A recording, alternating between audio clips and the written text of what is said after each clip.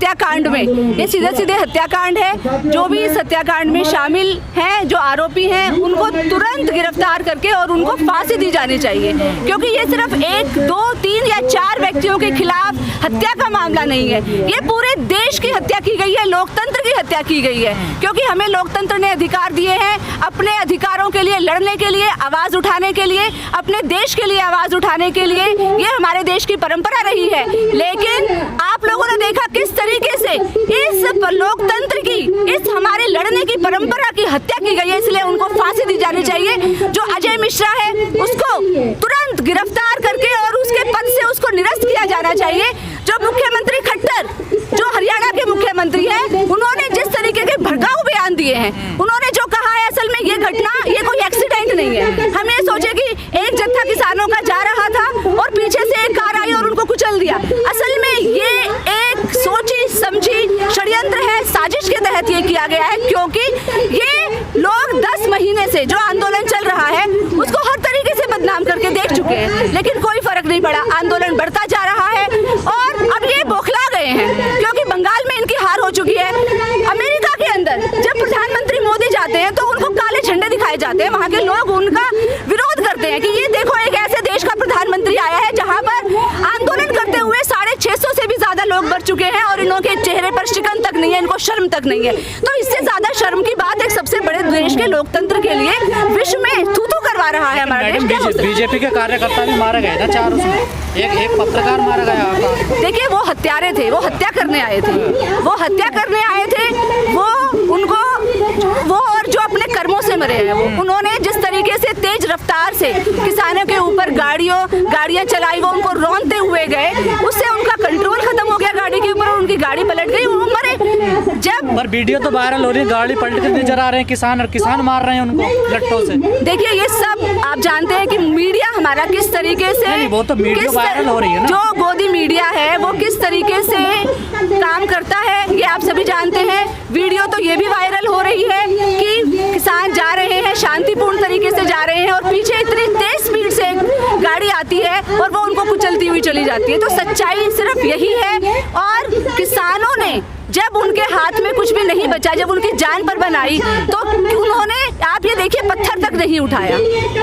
तो ये संयम का जो परीक्षा ले रही है सरकार, ये कब तक लेगी? आपने गोदी मीडिया का जिक्र, कुछ न्यूज़पेपर तो उपद्रवी बता रहे हैं ना किसानों को। किसानों को हर तरीके से उपद्रवी भी बताया जाएगा, आतंकवादी भी बताया जाएगा, और सिर्फ किसानों की बात नहीं, किसानों की बात नहीं है। आपको और मुझे भी, मैं और आप जब सरकार के खिलाफ बोलेंगे तो हमें भी आतंकवादी बताया जाएगा, यह सिर्फ किसानों की बात है। तो क्या ये पूरा मसला जो सरकार ने जो पैसे दिए हैं, जो उनको मुआवजे की बात चल रही है, नौकरी की, उससे हल हो जाएगा? बिल्कुल भी नहीं। ये सरकार और मीडिया, ये जो बड़े बड़े अक्षरों में जो ये बोल रही है कि आंदोलन खत्म हो गया है, सरकार ने मांगे मान ली है, ये सब झूठ है, बुलावा है, ऐसा कुछ भी नहीं होने वाला है। आंदोलन बढ़ रहा है हरियाणा के अंदर, पंजाब के अंदर, उत्तर प्रदेश से लेकर केरला, कश्मीर तक इस आंदोलन को हर रोज ये आंदोलन बढ़ेगा। और जब तक इन दोनों मंत्रियों को इनके पदों से बर्खास्त नहीं किया जाएगा और जो आरोपी हैं जिन्होंने हत्या की है, जब तक उनको फांसी पर नहीं लटकाया जाएगा, फास्ट ट्रैक कोर्ट में जब तक ये मुद्दा नहीं चलेगा,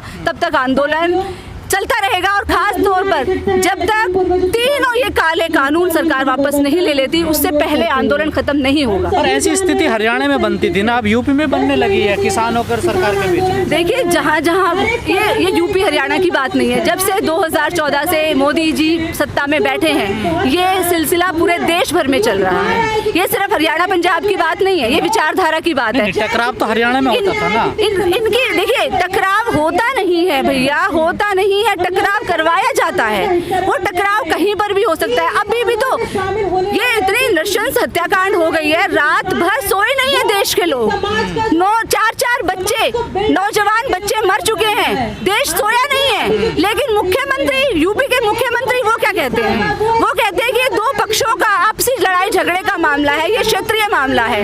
हम योगी जी को कह देना चाहते हैं, योगी जी ये क्षेत्रीय मामला नहीं है, आप इस तरीके की बेशर्मी वाली बात मत कीजिए। हमें उनके लिए, वो हमसे बड़े हैं, वो एक संवैधानिक पद पर है, लेकिन ऐसी भाषा का इस्तेमाल हमें करना पड़ रहा है क्योंकि आज हम बहुत दुखी हैं, हम बहुत गुस्से में हैं अपने नौजवान साथियों की मौत से। तो आपको वो कह रहे हैं कि ये स्थानीय मुद्दा है, ये स्थानीय मुद्दा नहीं है, ये पूरे राष्ट्र का मुद्दा है, इसलिए आज पूरा राष्ट्र खोल रहा है, पूरे राष्ट्र के नौजवान। अगर ये संयुक्त किसान मोर्चा नहीं होता, अगर संयुक्त किसान मोर्चे के नेता इतने संयमी नहीं होते, तो आज सड़कों पर क्या होता आप इसका अंदाजा नहीं लगा सकते। इतना रोष है आज नौजवानों में। तो क्या लगता है आपको, सरकार गृह राज्य मंत्री का लेगी इस्तीफा?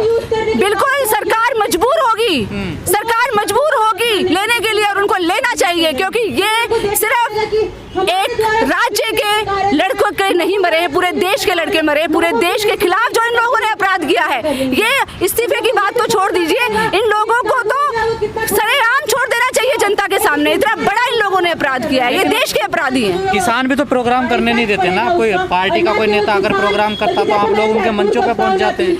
अभी तक तो ये लोग प्रोग्राम बना भी रहे थे कि हम वहाँ जाएंगे, हेलीपैड से उतरेंगे, हम वहाँ जाके किसी का भी रिबन काटेंगे। अभी ये लोग घर से नहीं निकल सकते हैं, ये लोग अपनी कारों में बैठकर दिखाएं। इनके अंदर हिम्मत नहीं है बीजेपी के नेताओं के, ये कारों से कुचलने की बात करते हैं, ये अपने कारों के ऊपर ये कदम नहीं रख सकते हैं। ये ऐसा हाल कर दिया है इन लोगों ने देश के नौजवानों को, इसने बौखला दिया है कि अब ये इतना डर चुके हैं, इतना डर जाएंगे कि अब की हिम्मत नहीं होगी। इतना बड़ा अपराध कर दिया बीजेपी, इतना बड़ा अपराध है ये, बहुत बड़ा ये अपराध है, ये खूनी है, ये हत्यारे हैं बीजेपी के नेता और उनके कार्यकर्ता, और खूनी और हत्यारे इनको बनाया जा रहा है। मैं पूरे देश के नौजवान जो भी आज मेरी बात सुन रहे हैं आप लोगों के चैनल के माध्यम से, मैं इन लोगों से ये आह्वान करना चाहती हूँ, ये अपील करना चाहती हूँ कि भाजपा और आरएसएस से बचिए। ये नौजवानों की रीढ़ की हड्डी को तोड़ देते हैं, ये सांस्कृतिक पतन का रास्ता है। ये लोगों के अंदर एक जो सूक्ष्म मानवीय संवेदनाएं होती हैं, ये उनके नेता उनको खत्म कर रहे हैं। हमारे देश के जो अन्नदाता हैं उनके खिलाफ बोल रहे हैं कि आप लाठी तैयार रखिए, इनको मारिए। ये कौन सा स्कूल है, ये कौन सी पार्टी है जो अपने कार्यकर्ताओं को इस तरीके की शिक्षा दे रही है?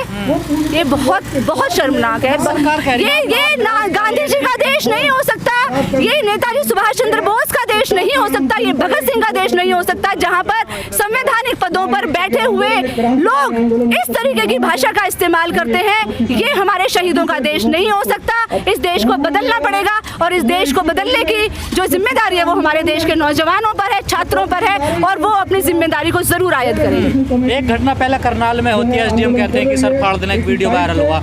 अब ऐसी घटना फिर लखीमपुर खीरी में हो जाती है, क्या देखते हैं? दोनों मिली जुली हैं, क्या प्लानिंग के साथ हो रहा सारा काम? बिल्कुल प्लानिंग के साथ हो रहा है, ये इनकी साजिश है।